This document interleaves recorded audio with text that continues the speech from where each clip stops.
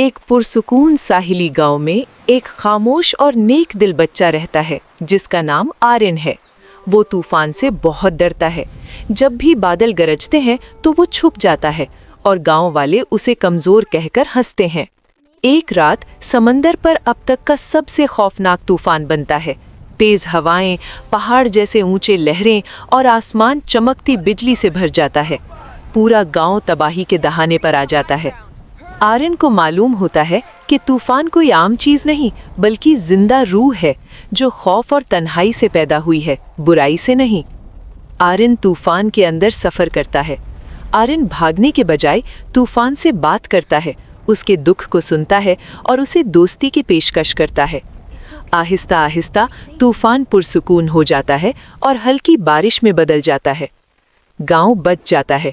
जिसे सब कमजोर समझते थे वही बच्चा हिम्मत और मेहरबानी का हीरो बन जाता है। हमें भी ताकत नहीं, अक्ल इस्तेमाल करनी चाहिए।